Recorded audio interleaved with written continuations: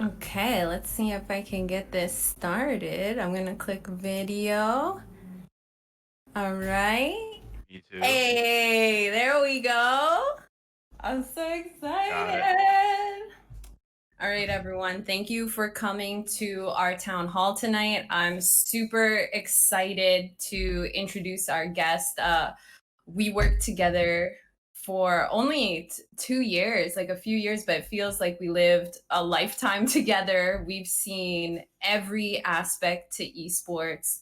I would like to introduce you all to Hunter Specht. He is formerly from ROKKR Esports, the former vice president of UIU. He scouted the UIU team and took them to pro leagues, lived through roster mania, and brought a company from a dream to reality. And now he is here with us today to share his story. Hunter, it's been forever. I'm so glad to have you with us here. How's it going? It's going good. I'm happy to be here as well. Obviously, I would like to be standing in front of all you guys right now, but this is the best we can do. So thank you for inviting me. And yeah, I appreciate the kind words. I guess I'll just get started. I'll tell you a little bit about the start of my career, kind of how I got into gaming and all that stuff. So Yeah, I definitely. imagine um, similar to everybody here, grew up just a gamer, right? Like love video games. Obviously started playing Madden early on, like sports games, and then I remember like going to my friend's house after school and he had Call of Duty, and we're sitting there playing like split screen 1v1s. And that's when I first fell in love with Call of Duty. And I was like super young, probably like 12, 13 years old at that time. So I begged my wonderful mother, who is here tonight in the Discord, That's for a right. PlayStation 3. And then I bought, obviously, I forget which COD of the first one was, maybe like Black Ops 1 or something like that. But anyways, I got into it. It was super competitive right off the start. So started playing game battles and all that good stuff. Um, Obviously, at that point, Call of Duty wasn't even like a quote unquote esport yet. It was still like Yeah. top players. Like we're all like super young at that time. Like everybody in the community was just going at each other's neck like every single day on Twitter and like forums and stuff. It's not as professional as it is today, but kind of where it all started is back. Like obviously they were playing like since COD 4, and then I picked it up a little bit later. But um, the scene was super small and super like close knit, so everybody was like always knew everything about everybody, and everybody's always talking crap and all that stuff. So yeah, obviously went to a couple tournaments for that, and then placed pretty well. But this is like back when there was barely any teams at all. Like there were Yeah. maybe like 50 to 60 team tournaments. So Mhm. anyways, progressed on, stayed in school, and just obviously didn't lose the love for Call of Duty or competitive gaming whatsoever. So when I was in high school, I actually took it upon myself to be like, hey, I want to stay in this space, but I don't have as much time to play anymore. So, you guys remember maybe like old school Call of Duty fans, COD Stats is a website. It was all volunteer work, and we built like the first stat database. Basically, what I did is I took volunteer stats. We would just at the end of games screenshot the scoreboard, entered into a database. We track all sorts of different things, and that's kind of the inception of what COD Stats is today. Oh Um, my goodness. You're the OG. You're in Yeah, there one of at its them. roots. One of them. So they were at it for like a year or so before I got there, but by the time, I was going through all that, it was like Advanced Warfare, which I think was 2015. So yeah, that's the start of my career from there. Still Yeah. obviously built my connections with pro players when I was doing that and started working with them and on like the organizational level because I had access to analytics and databases that a lot of people didn't have access to at the time. So I did work for Elevate for like 2 months when they were in the Black Ops 3 Pro League, and it was just a lot of analysis work. And then from there, did some work at Circuit Esports. Nothing really specifically to COD there, but then that leads me to UIU, and that is where I'm going to be able to tell the most stories and give the most Yeah. advice from. Um, I'll start off just by like explaining my main role at UIU and is managing It like was our Call of Duty huge. team. Yeah, It was okay, huge. so It didn't I it didn't start yeah. out as Call of Duty. No. I wanna preface that with UIU started out as mainly an FGC team, and I remember before we picked up the Call of Duty team, we were just walking around Atlanta, and it was, like, so powerful to listen to you being like, "This is where it all started for me," and looking at that building and thinking, "Yeah, this is it." And so talk to me about convincing, a very FGC oriented company to take the risk and believe in you and get into Call of Duty. Like, walk us through that journey. Yeah, I mean, so going into it was a huge part of my job interview. They're like, obviously, what are you most interested in? And I brought that up right away, and I just brought them a whole bunch of like analytics and all these connections that I have, and like was just always talking about Call of Duty. I was always in their ear about it. Like, hey, like if we want to grow, we can. Fighting games are absolutely great, and I think it's a great start to the company. It's very one-on-one sport. You can really promote those players as individual influencers, which is great. But like in order to expand your brand, like obviously you need other teams, you need different platforms, you need different fan bases, you need all this different kind of stuff. And I'm like, hey, like I don't know that much about other esports. What I do know is Call of Duty, and I feel like if you give me a chance, I can build you a really good team that would do really well for this organization. And obviously this went on for this was a talk that we had A for long talk, months and months and months a and lot months. of Korean Yeah. barbecue and Yeah. talk of Call of Duty because there was a little bit of a scare there where, it is a console based game and a lot of the money is in PC based. And Huh. I really can't express enough like how much work Hunter put into really wearing his heart on his sleeve and saying, Call of Duty is where you want to be. And that got the company noticed. I mean, just really expanded it. How did you end up finding the team, right? Because you Yeah. you scouted these guys, you brought them in, and I really want to go through that kind of journey because that's kind of where our students are at. They're streaming, they're playing, and they're kind of finding their way. Right. Yeah. So obviously, if you look at it from an organizational standpoint, what you would think we're looking for is just the absolute best players that we can possibly get. Like, but that's not necessarily what was true for us at the time. It was what was most effective and what was most efficient. Right. So we were still a startup at that time. So I hit up some of my connections. I hit up players like Proto and Spoof and Caesar Skies and players like that. And I was like, hey guys, like I know, you guys have been amateur players for a couple of years now. What do you say you take a chance? Like, why don't we just give this a try? And this is what it's going to look like. It's going to be X, Y, Z. And they were at first like, I don't know, I don't know. That seems like a lot of content. Seems like a lot of work. And then so I proceeded on to other players who won't be named, but they were just like, "No, like that's stupid. Like that seems like way too much work. Like all this." And I'm like, "Hey, you know what I mean? Like I'm not gonna, you know, I can lead you to the water, but I can't make you drink it, right? Like this is what it takes to be a pro player." So then I ended up going back to the same group of guys. I'm like, "Hey, like I'm bringing up like players like Scump and Methods, obviously who's on our team, and like players that have a big social media following. I'm like, hey, like that's what it takes. Like if you guys follow CDL at all this year, you can see a lot of the people that are getting opportunities are the players that took the right steps and they followed the process instead of fighting it. So like they got the content done, they got everything they needed to do done. Social media, they're great. They're getting the chances right, but it's so hard for me to like go to other players and be like, hey, like this is what you absolutely need to do because they're just looking to play the game all day. They don't really care. Yes. But that's what was different about these guys is they understood what it took to be a professional player. And I think it clicked. So they weren't necessarily the best players I talked to, but they were the players that I wanted to work with because I didn't want a situation where I was bringing players into an organization that didn't want to be there, didn't want to do the heavy lifting. They didn't want to do what it takes to be a pro player.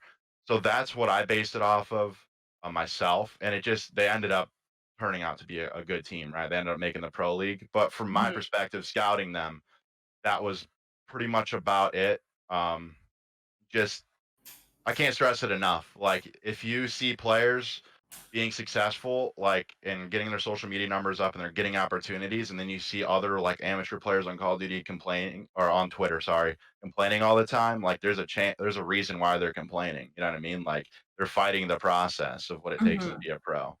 And as Yeah, soon as 'cause you fall in love with the process, that's when Mhm. you'll Ex yeah. exactly. Yeah, because I mean, because we have our students do paperwork, like we do. We have them, talk about their peaks, their pits, like go through the reflection process. And really, I always try to set up that we're just gearing you up for pro leagues where I only make you do one reflection, once every 2 weeks. But I remember the deliverables, like just messaging the guys and being like, please take a picture with G Fuel, Yeah. Oh, yeah, that's a battle. My It's biggest just amazing. request, if you wanna be a pro player, try not to be a diva. You can't it's hard to do both at the same time. I mean, Mhm, it's so hard. I mean, like, it'll bring me on to kind of my next point, I guess, is, like, mhm, why it's important to follow the process and build obviously, your brand. It's not just to get people to like you, like managers like me, to get onto teams. It's because it's for your own good. Like, if I can't take your personality and your gameplay and what you post on social media and what you stand for to a sponsor and sell that, then I mhm. don't want anything to do with you. Simple as that. You know what I mean? So like it's important on that aspect as well. So important. Can't stress it enough. Yeah, and I mean, uh, in COD, there are some big personalities. Like the community is known for just being really strongly opinionated, and you yourself have had to deal with, really just tough decisions on motivating players to do stuff. And I like that you brought up the point where you chose to work with a group of people that were really willing to do all of that extra work. And it just shows, putting in the time, it is important. And I want to stress that you guys were actually doing really innovative things on the maps. Like, could you talk about that? Like, where they were going through the water and then no other team was doing that. Like, it was UIU making the tech. Yeah, so there's a couple things at the beginning of the game that I'll say exploit it. It was a glitch. So, um, I don't know. Everybody here might not know Hacienda from Black Ops 4, but obviously on hardpoint there's a stun glitch, and you get stuns right off the rip of the game, and we use that the Pro League qualifier against Red. Like, it comes down to like, we had a great coaching staff and great analysts that broke down the game in like a very, very, very deep way. At the beginning of the game, it worked very well, and then obviously as the season went on, we had a couple different players, and it wasn't always like that. But that was special about our pro league team is that we always had like interesting, unique strats, especially in search and destroy. We didn't have the most talent on the map, not even close, but we had the best teamwork at the Pro League qualifier, I would say, last year. And it's just simply because like taking the analytics and actually like not just being like, oh, this team likes to go B a lot. Let's set up on B. On search and destroy. It's like, hey, this team goes B, and the one person setting up here, one person, then we're have our stuns ready, have our nades ready, or grenades, sorry, and like obviously being like actually breaking down the analytics and executing them is something that we took pride at the beginning of the year for sure. And then what kind of analytics were you tracking? Because I mean, our Call of Duty team is really serious. Our coach is Checo. I showed you the stats sheet he made, and you were Yeah, I like love blown that. away. Yeah, that's good So, stuff. what are kind of like the big look fors in being a professional player? What do you think, they should really watch out for in a game? And then kind of talk about like the social media aspect and building that again. Yeah, so as far as like analytics in game, what I look at specifically is in respawn game modes, like engagements per minute, like damage per minute. Obviously with Cold War coming out and Black Ops 4 had obviously the stim shot. So you had to like use teamwork and team shot a lot. So damage was important. Are you involved in a lot of engagements or are you not? Mhm. And that goes down to engagements per minute. And there's just a whole bunch of stuff depending on the role you're at. Like obviously for submachine gun players, high engagements is more important. And then for AR players, you want them to be obviously a little bit behind, but not so far behind that they're playing too slow. So it kind of just depends on the team composition and what you're working with when it comes to that. But Mhm. and then obviously for other teams, we're looking at like routes they take on the map on rotations, stuff like that. I would say is important. Their nade spots off spawn, how they set up their breakoffs, all that stuff is backed in the pro league. I would say. Mhm.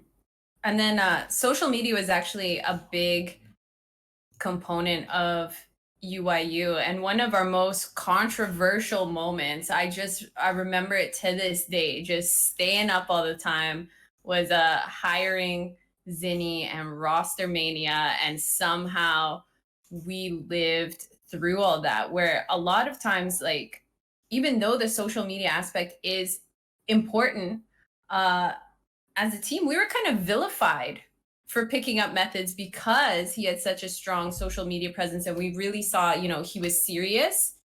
He didn't want to play as, backup on the bench. He wanted that mainline spot.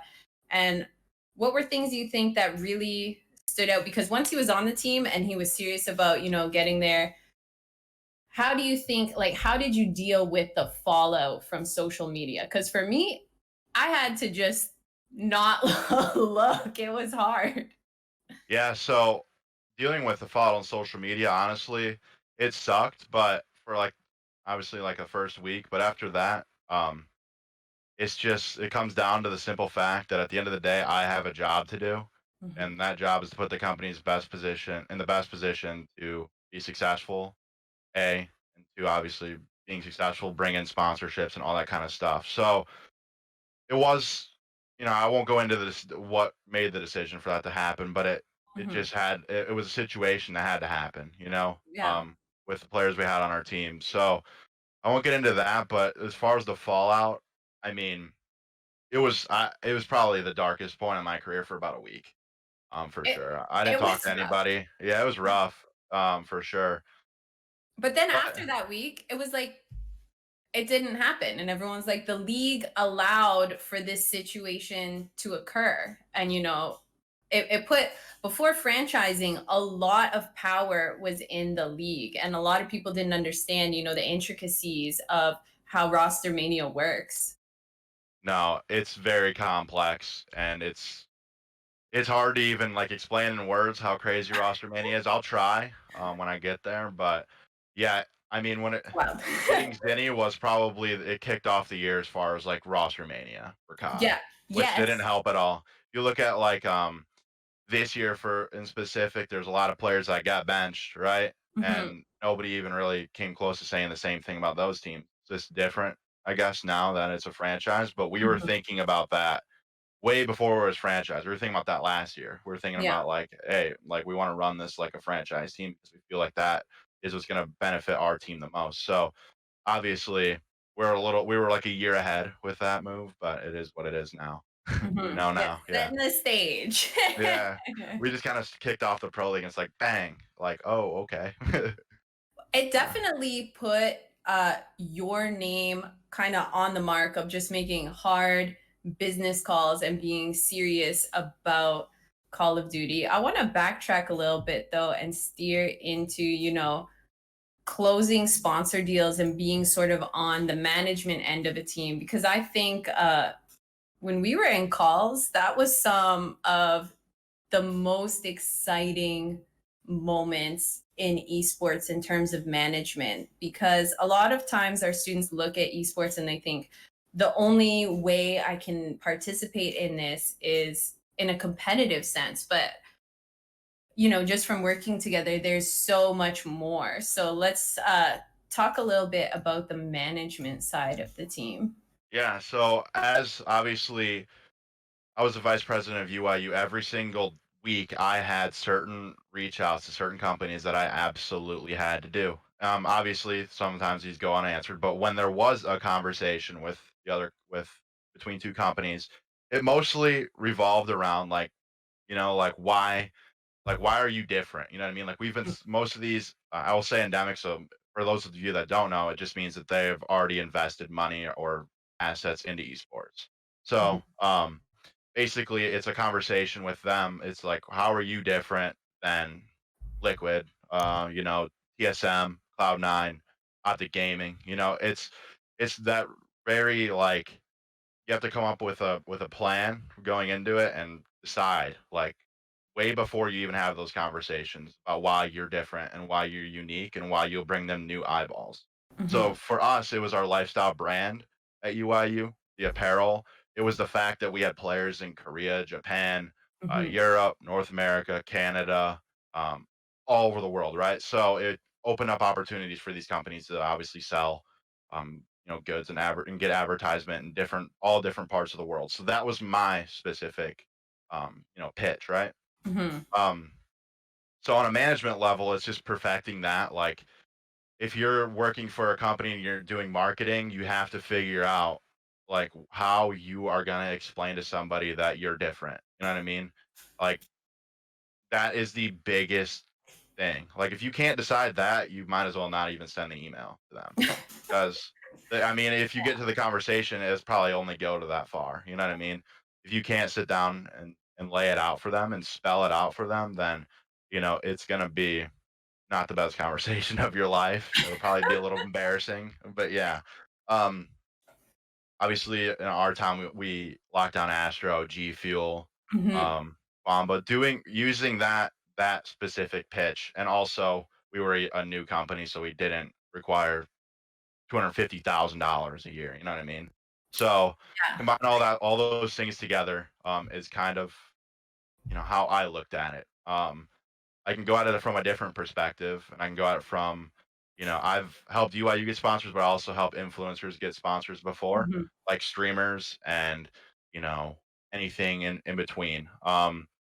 And that's basically the same thing. You know what I mean? Like, Hmm. how are you different? You have to be able to advocate for yourself or advocate for yourself before you can advocate for somebody else's product. Like, you have to like be that person that like, hey, if you go to a game feel or you go to Red Bull or you go to Astro or whatever it is, like you have to be able to picture yourself wearing that headset and drinking that energy drink and being like sincere about it and Hmm. being, very, very natural about it and knowing what your goal is with it and not, you know, take it for what it's not. Be like, oh, free product, this, and that. Like, no, this is like your job. You know what I mean? It's Yeah. important for you to, obviously find your style in content creation and grow from that. And then it's also like, hey, like I need to.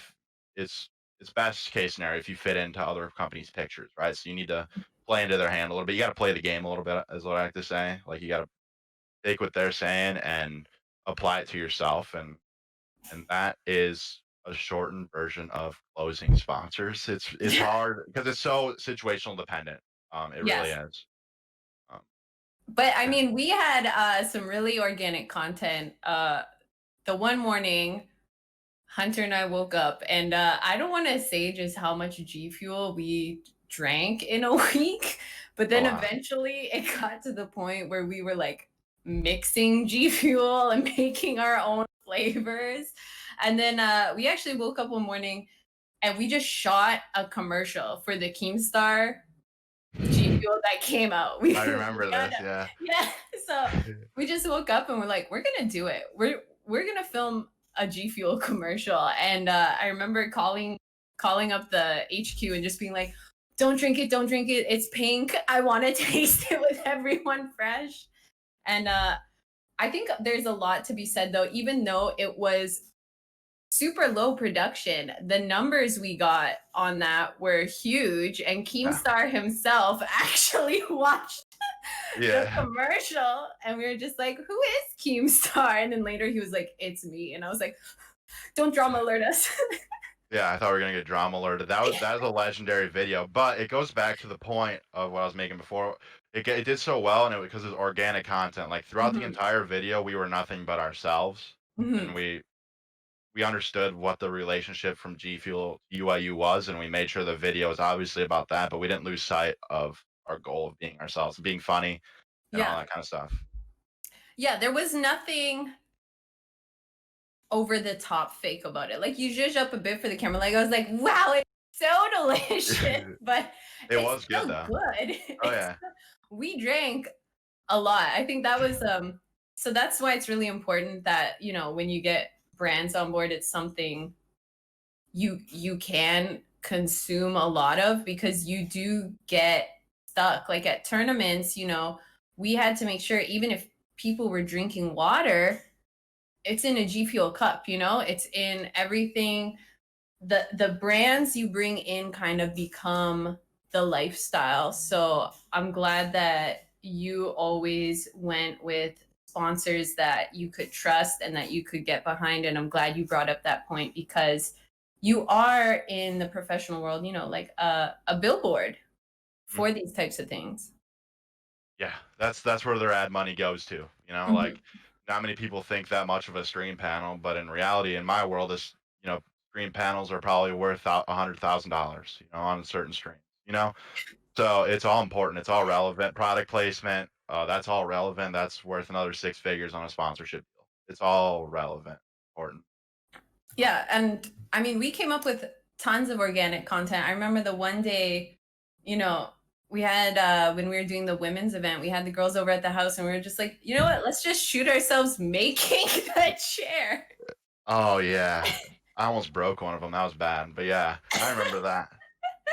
That was so good. I was like, here we go. And then so I'm gonna actually call Hunter out on this. If you look back at any old videos and it's particularly shaky, those ones are filmed by Hunter. It's because I was drinking so much G Fuel, I guess. I don't know. It was fun though. When you had players over at the house, what are some tips that you give to our players? Because there's definitely you have to set up a line of, who is in charge, what the players do, and what is it kind of like when you get everyone together to do a practice session at HQ?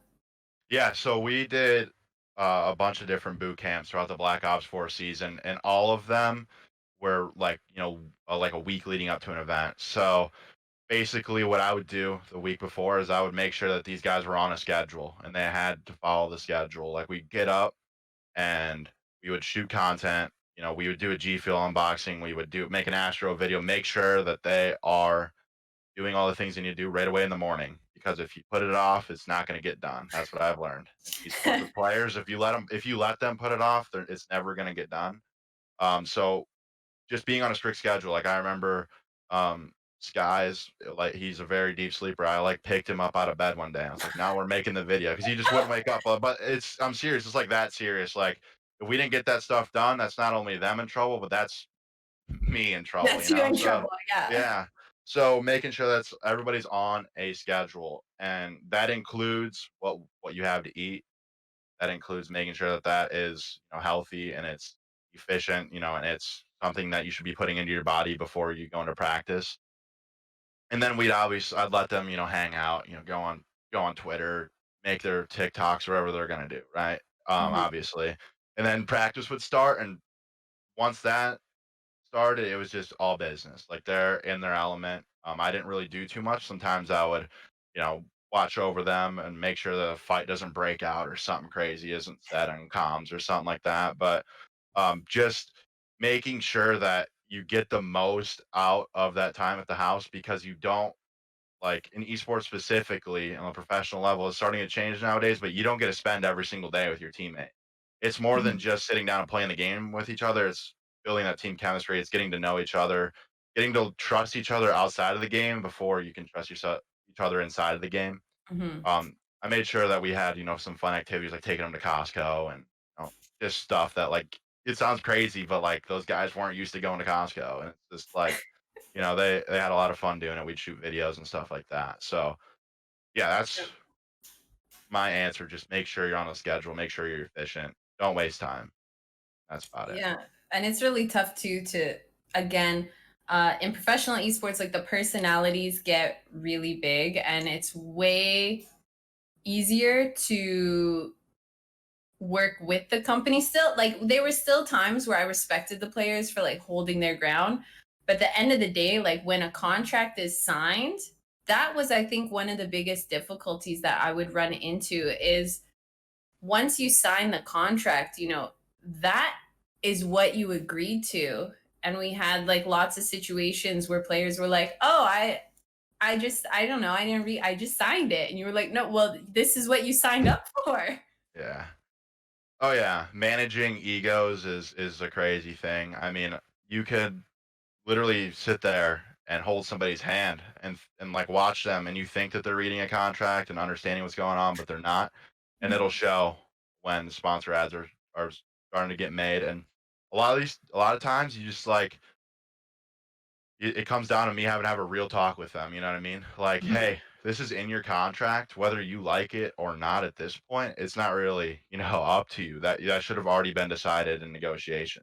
That's mhm. part of your it's part of being a grown up. It's part of being a professional to take ownership in what you signed. That's on you. Mhm. That's not on me. Yes, I understand you don't want to make, two Astro videos in a week, but it's not my choice and it's also not yours, So, Yeah, it's what we signed up for. yeah. I just want to go back to team building a little bit without revealing where one of the UYUHQs are. We'll just say Atlanta because that's a big enough city. Were there specific things that you did to kind of build camaraderie? Because I know like the Atlanta spot, like that was the spot. Like we had Yeah. lots of great stuff there. But then traveling, because there were lots of times where you had to be in Texas, how do you kind of keep morale up and like make sure everything's cool, or like people wake up and the team's completely different? Like how do you kind of control the atmosphere?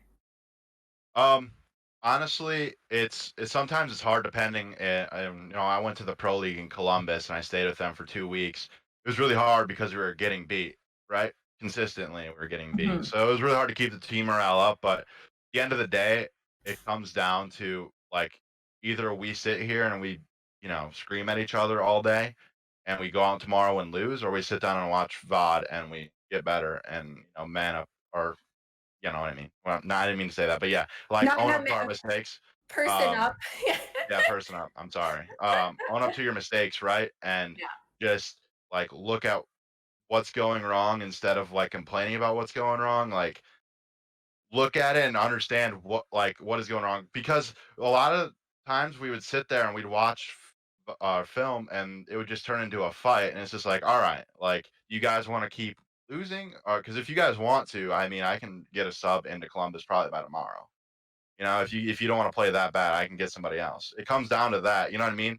So it comes, like I said, a lot of it comes down to communication and transparency and making sure that we're all being professionals. At the end of the day, that is the most important part. Like being a professional and understanding why you're there. And, obviously you're not performing well, but you got to focus on the things you can control. And I like to Hmm. say those are attitude and effort. So like Nice. so if you're gonna sit there and have a bad attitude and a bad effort, you're focused on everything that you can't control. Like, yeah, we just made a roster change. We don't have a deep map pool because we only have a week of practice. Like, okay, like we can't do anything about that now. Like, let's fix it like today. You know what I mean? Hmm. And communication, being a professional, all that. You know what I mean? It all comes down to controlling the atmosphere. Because if you let those outside distractions get to you, it'll blow up in your face. Sometimes it's beyond repair, but if you try to control those things from the get go, um, you'll be fine for the most part. Yeah. Yeah. Yeah. Okay. Now the big question is, did you ever get to try on Zinni's moccasins? Yeah, my feet are too big though. Oh, really? So yeah, yeah, he wore them every single day, and my feet are too big, so didn't get to wear them. But legendary mocks, I think he still wears them at events. He probably wears them in his house too. Now that they're Amazing. online, yeah.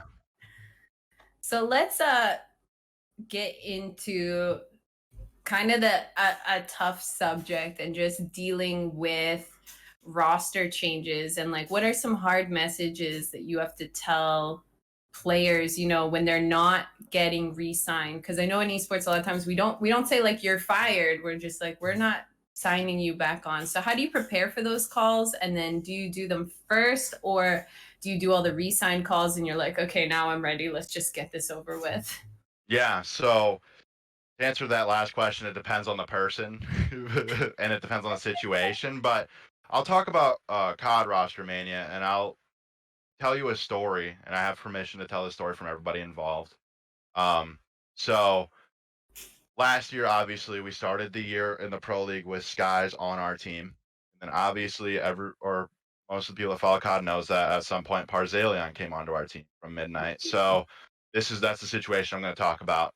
We were in the middle of a boot camp, and we were watching film, and Caesar or Skies was not paying attention, and he didn't care, and he wasn't putting in the work. So, I noticed it, and we tried to have a conversation with him about it, and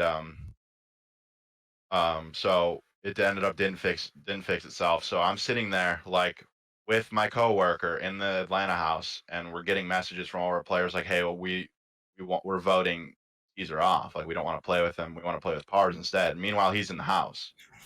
So, like that's the hardest conversation I've ever had, just because he was watching a movie in the living room, and I shut off the movie and told him. And yeah, I mean, but to put it in perspective, I knew, like, I look going to every roster mania period, like, I want to give the players that I am not resigning or that I'm not going to be working with anymore the most possible time to find another team. Hmm. So it had to be that way because I wanted to tell him that night. So by the end of that night or tomorrow morning, he could post on Twitter that he was a free agent and have the most opportunity he could to get picked up, which he did. Yes, and Obviously he's very justified comfortable getting he was now. an MVP Yeah, candidate this year. So obviously yeah, everything's changed since then. yes. But It's go hard though. It's really hard because yeah, you're in charge, and but you're still human. And oh God, like I just remember that night, and just like you can't even sleep, but you have to get it done, and that's just one of the hard things about the business. And just talking to my students as players that want to get into it, get ready for some hard messages at a young age, but it doesn't mean that that's over, right? yeah. Sky still He's an went MVP on to be candidate this great. year. Yeah. So yeah, but my overall understanding of how I handle roster mania is, obviously, like Jackie said, I am a human, but I'm also their boss. You know what I Mhm. mean? So if I were to not be transparent with them and not communicate everything that I know and that's going on, I'd be failing them, not only as a person, but as their boss. You know what I mean? So it's a really hard conversation to have, but if you truly care enough about somebody, you'll have it with that conversation with them because you understand that, like, if I don't have this conversation, what that means for them. They'll never get, the answer. They'll never know what they did wrong and be able to fix it. And they'll never sometimes it's not even about doing something wrong. It's not even about that either. That's It's what it's so yeah. tough. Yeah. Yeah, so that's obviously a harder conversation because you can't tell them, "Oh, we're cutting costs, this, that." So that is very specific to the situation, you know? It's a little bit harder to be fully transparent there, if I'm being honest, because you can't tell them everything, but Yeah. yeah, roster changes and, not resigning people, even firing people, all that stuff, like, advice that I would give is just shoot it straight. Be transparent. Don't leave anything behind because once you do, that's when it's gonna turn into something bigger than what it needs to Hmm. If we could shift gears a bit though, so we talked about, kind of the journey of COD from where you were before pro leagues were even a thing to developing that to into franchising. What are your thoughts on the league franchising? Because I was super excited. We have COD Ultra here in Toronto where I'm, reunited with a lot of the old team, and it's really be. Mhm. nice. How do you think franchising has helped Call of Duty all around? Yeah, so my easiest answer to that question is we weren't getting a crazy amount of developer support during the CWL, um, which was obviously pre-franchising our pro league. A lot of that support came off the back of MLG and with a little bit of help from Activision. Hmm. However, now it's a lot different because everybody pays, $25 million to get a league spot, right? Now Hmm. everybody's kind of thinking like, oh, that's a lot of money, but it's also worth it in the end because that money that's invested with 12 teams, what is that, 300 million dollars or something like that? Yeah, Somewhere close. Yeah. just So a it's like, little bit. yeah, it's For $300 nothing. million, right, towards our budget that we didn't have before.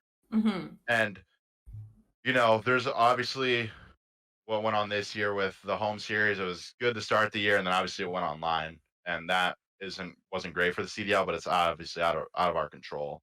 Hmm. So that is what it is. But going forward, I think it's going to be great. Like you see like a lot of young players getting picked up and a lot of teams are starting to think like pro sports teams and getting the young talent and building academy rosters. You'll see a lot more of them this year than you did last year. No leaks, but you will see a lot more. Um, for sure, which is great. I mean, it's great for many reasons. Obviously, getting them associated with a brand and understanding what it means to be a professional player at an early age is Mhm. important, but also the league minimum salary, right? Like these guys are on academy teams, they get a Yeah. stability, of source of like stable income, right? Now, Mhm. I think that's great. Obviously, getting people to play full time is huge. Obviously, developing as a pro. Challengers needs a little bit of work, in my opinion, Mhm. but there is a lot of work being put in the back end. So hopefully this year we'll see improvements amongst that. With dedicated broadcast and everything like that as the league keeps going on, it's going to just get better and better. I hate, the Twitter mentality of, hey, like this was terrible this year. Like, okay, can you tell us, can you say why it was terrible? Like, can you at least give us a little feedback? And, obviously it's hard to get everybody on the same page because a Yeah. lot of the times people invested $25 million and it's not for the same reason another person invested $25 million.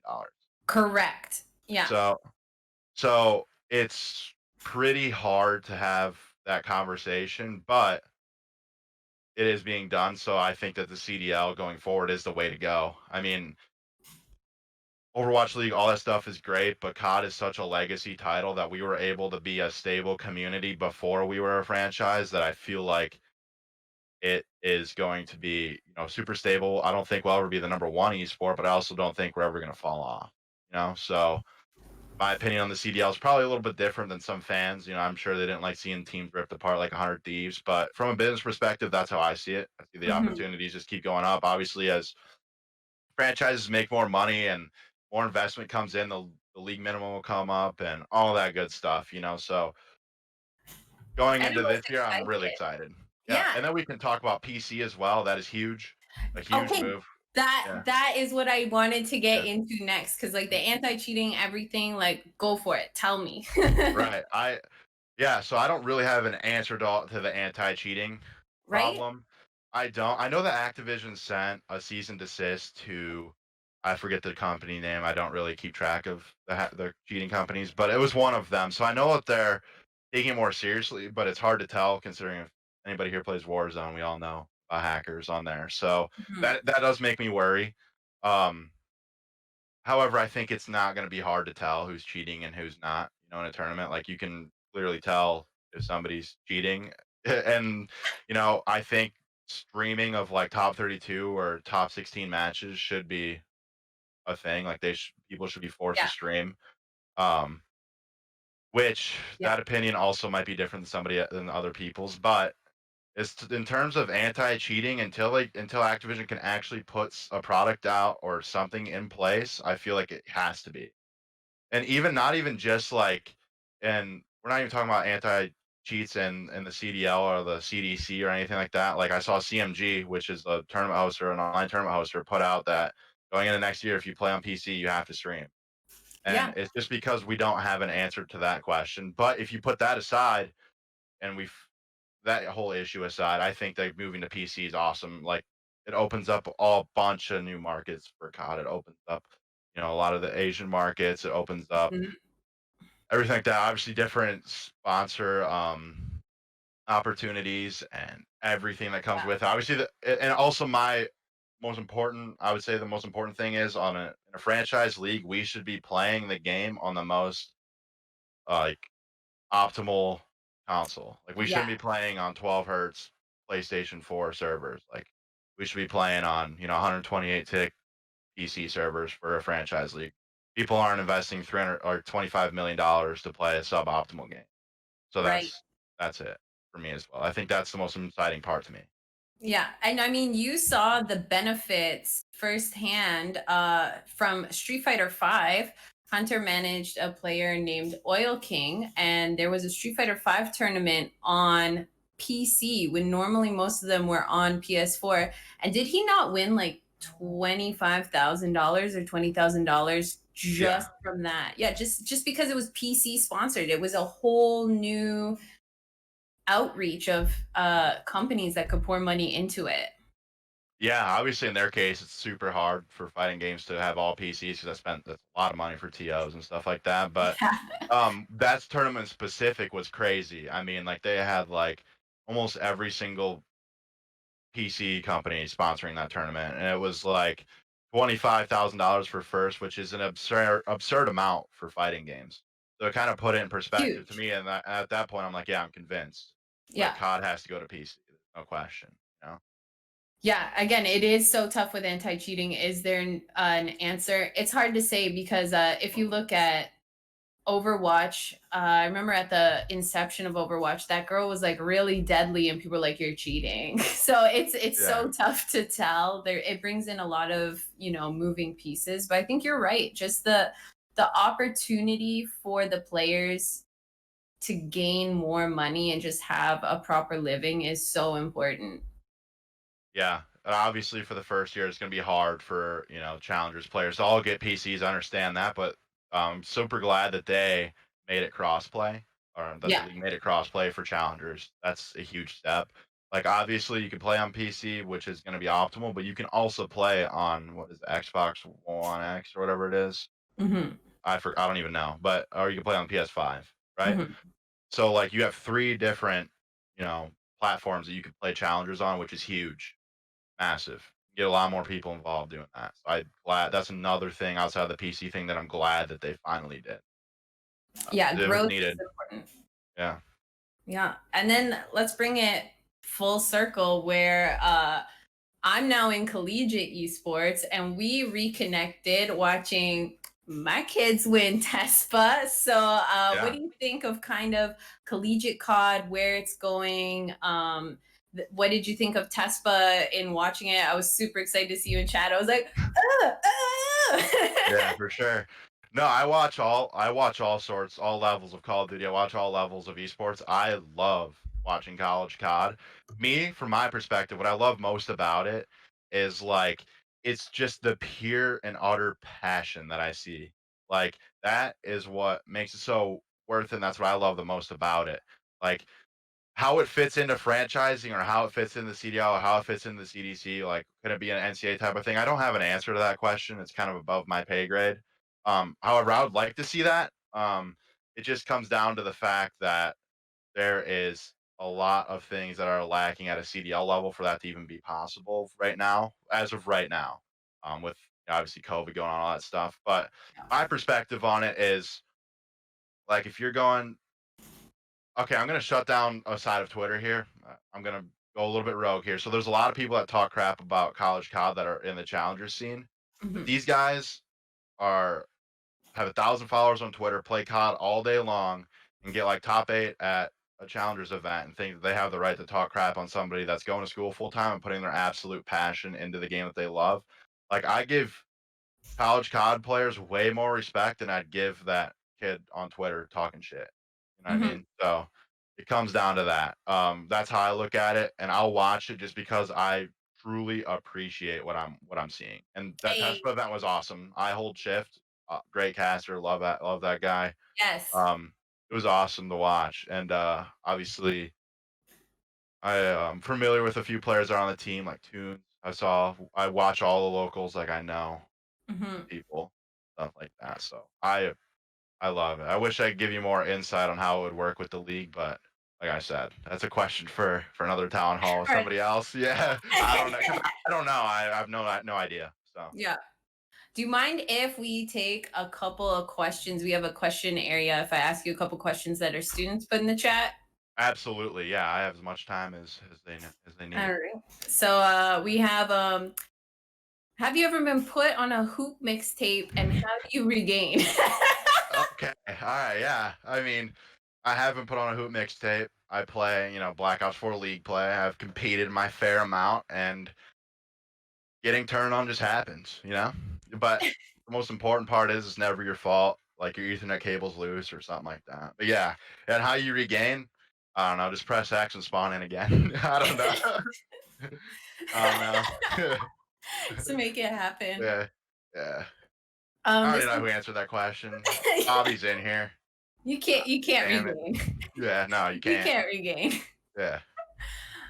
We have another one on dealing with the many team personalities. For example, some people you might just need to come in, a little bit softer. Some people you need like a super direct approach for dealing with conflicts and getting training goals. So, what kind of approach do you find best for your team to find balance?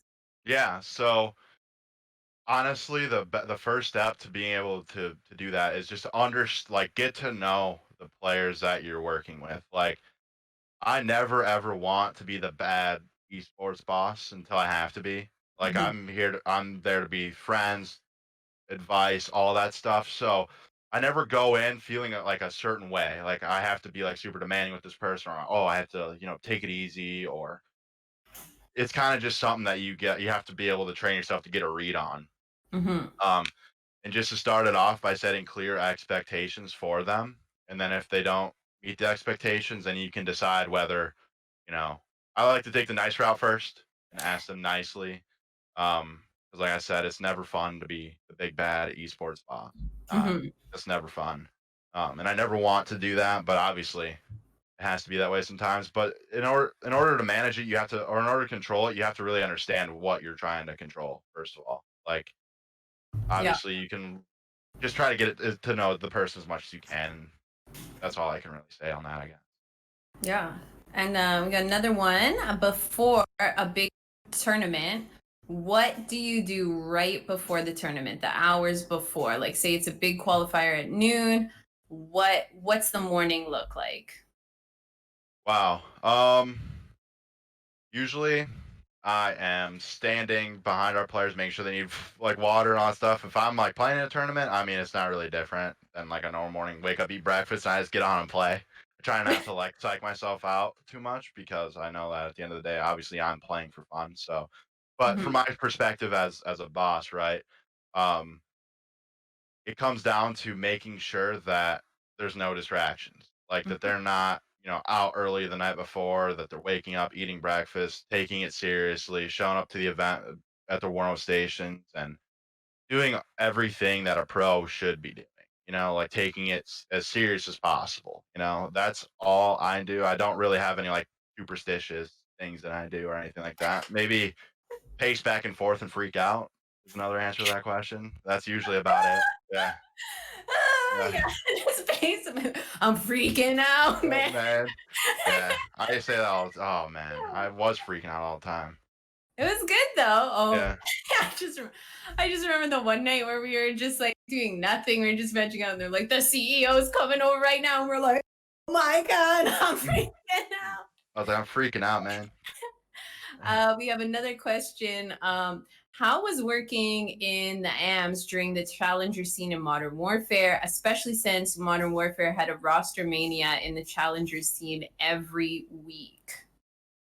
Yeah, so last year I was general manager for the Minnesota ROKKR Academy. Obviously, they're their CDL team, and I was working with Exceed and Tiny, who were the two Minnesota subs. So obviously, it wasn't as crazy of a roster mania because we had to have two players on the team, unless something happened, which Tiny got benched. Won't talk about it, but yeah.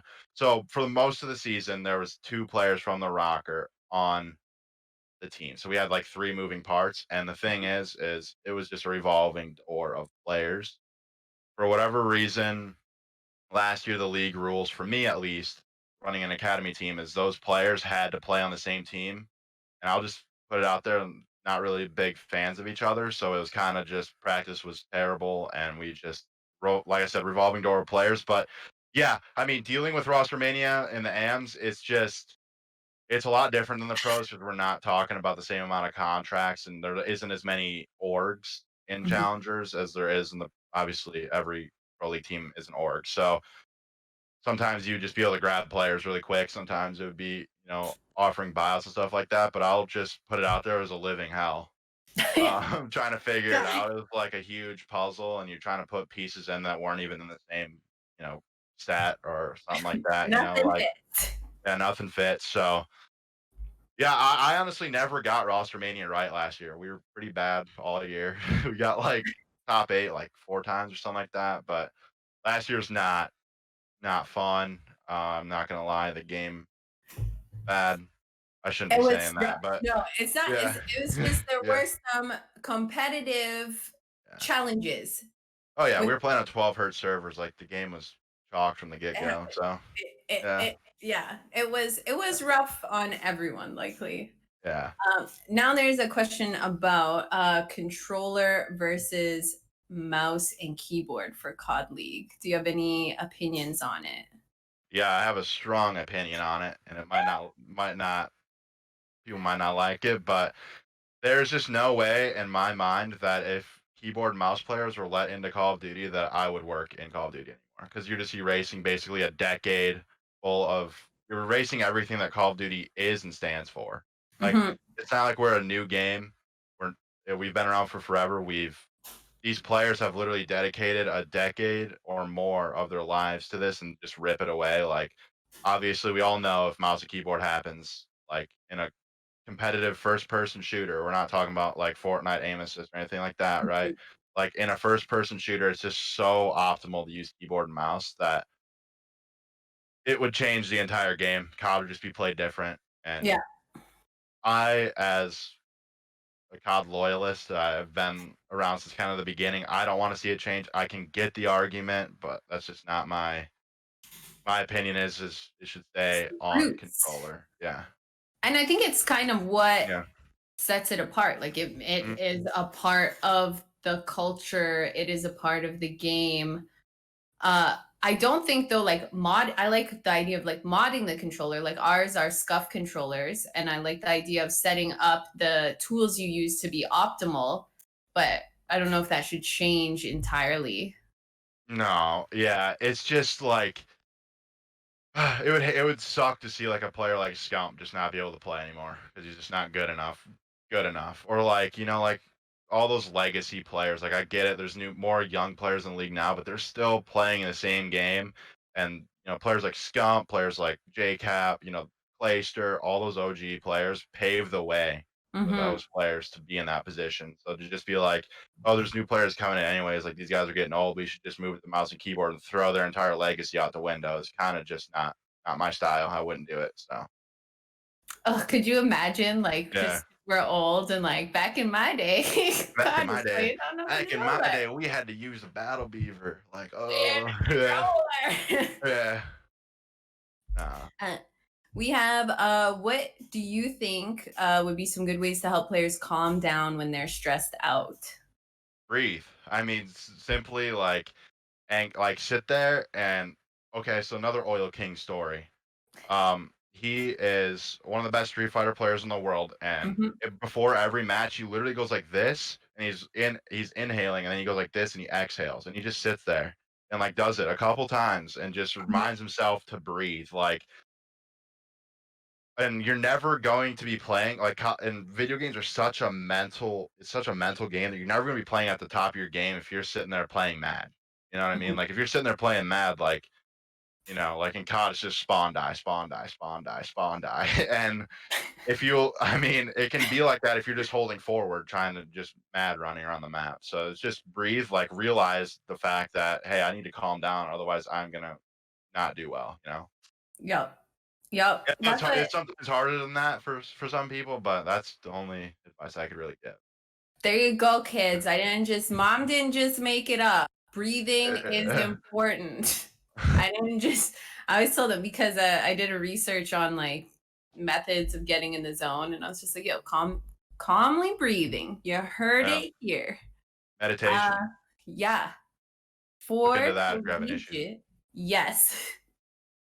We got another question for collegiate. What do you think the future of COD can be like in this space? A definite issue for many official programs to get into COD and other FPS is the realistic violence that a lot of school admins worry about. So, how can we get collegiate COD really up and in the space when it is violent to administration? They're just like, oh, you're shooting people up. Yeah, that's a really, really, really hard question to answer. Mhm. Um, because I feel like I've had this talk with a couple different schools, and it just it's so hard to get the point across of like, hey, if you're in school, like you're an adult, right? Like this is a choice that people are making to play this game. It's not Mhm. like 14-year-olds like or 15-year-olds just going on there and spraying blood everywhere. It's not even like that. You know what I mean? So I Yeah. think you have to get them to make sure that they understand that it's a conscious decision that people are making, and that it's also like a legitimate career and a career path that people are legitimately taking. That is the most important part. If you can get them to realize both of that, that it's a decision and it is a career path and it's legitimate, and you sell that, I feel like that's your best shot. But if you can't do it, then I mean, it's so hard. Like just talking to like just regular investors, it's hard to explain that. And we finally got over the hump because all their friends started investing. You know how like how investment circles work, and then I feel like the same is true for colleges. The more like get involved, the more you'll see other schools stuff like that. But I get it. I just wish I had a better answer for that one. I don't It's know. okay. Yeah. It's real hard. I mean, we had a Mm, situation where Rainbow Six, the logo is a gun, mm.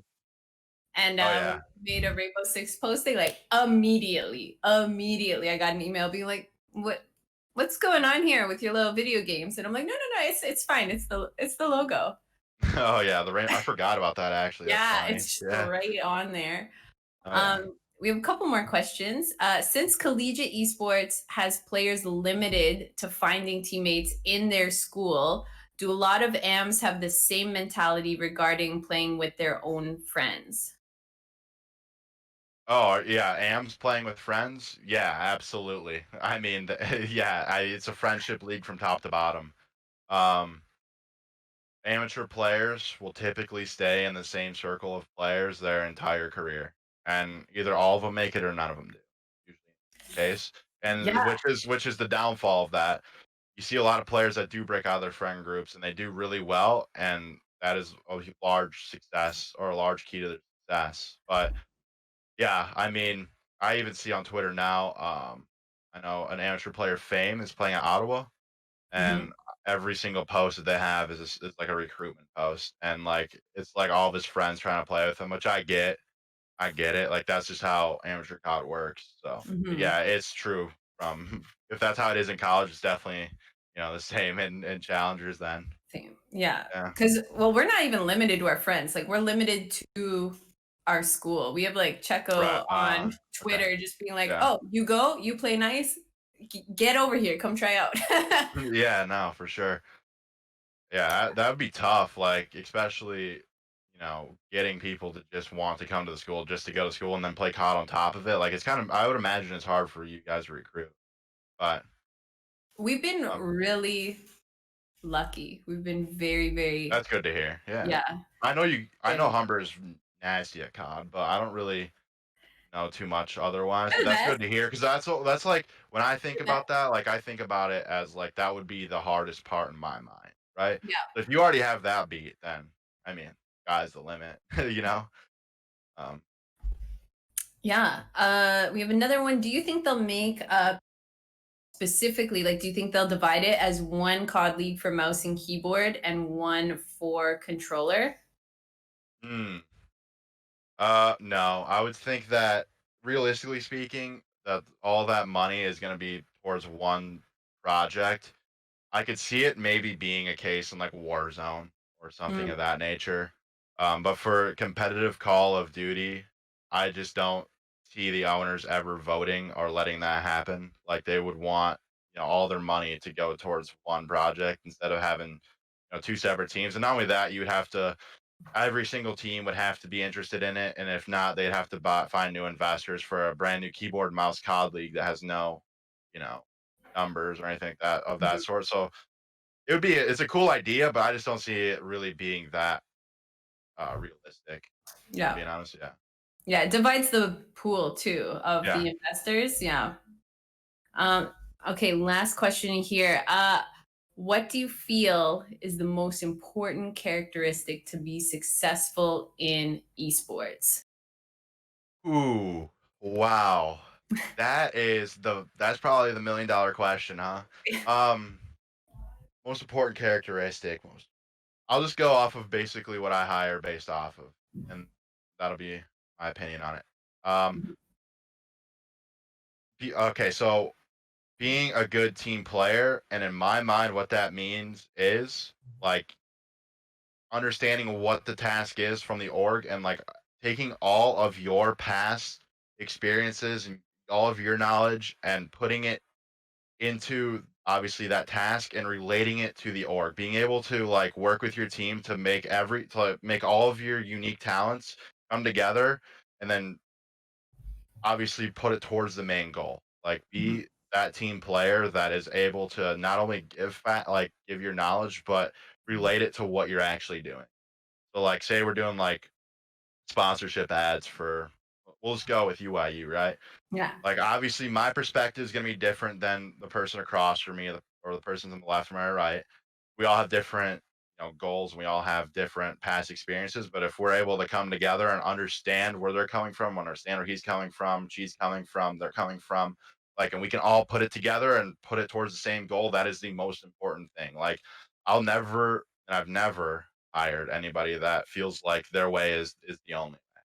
Mhm. That is literally not, yeah, in my mind has no place in esports. You look at the companies that are like super tier one, like they all have different paths to make it to the top. There's not a set route to be successful in esports. Even as a content creator, as a team, as an organization, nothing like that is a set route. So Mhm. if you're gonna be just set in your ways, like, and not be unique and nothing else out of the box, then there's really no use to applying. But Yeah. yeah, yeah, for All sure. right. Hunter, is there any kind of plugs you want to make? Where can we follow you? Tell us how we can keep going with your journey in esports and what you're up to. Yeah, so the best way to follow me is just gonna be on my Twitter. It's at Hunter Specht. I'll put it in the town hall chat. Yes. Oh, I'll just spell it out. Yeah. But yeah, that is where I tweet daily, whether it's serious stuff, not serious stuff. But as far as plugs, shout out to you for inviting me. Obviously, shout outs to everybody that has every organization I've worked with. I mean, like honestly, like being able to do this is so cool. Like, thank you to everybody. I'm gonna post this, I think. So it's important that they know that without them I probably wouldn't be able to do this kind of stuff. So that's really it. Shout out to my mom. She's been listening the whole time. So Hey. yeah. Yeah, Hunter, thank you so much for joining us today. It means so much to me that we can even be reunited sports now that I'm in collegiate. It was so awesome to see you in TESPA and see what you're up to. If you guys have any questions for Hunter, do not DM him, please. Please respect his space and his privacy, but he will be happy if you have questions and stuff. At him in the town hall chat or at him publicly on Twitter. Please don't DM him. Respect his privacy. Yeah. But thank you so much for coming out, Hunter. And may our paths cross again. Maybe we'll have to get you back in a few months if you have Yeah. more exciting COD stuff on the way. Oh, I do have more exciting COD stuff on the way. I cannot share, but Twitter tomorrow, you'll see it. Announcement. Can't say yet, but yeah, I'll definitely be in COD next year as well. So, and I'd love to come back for sure.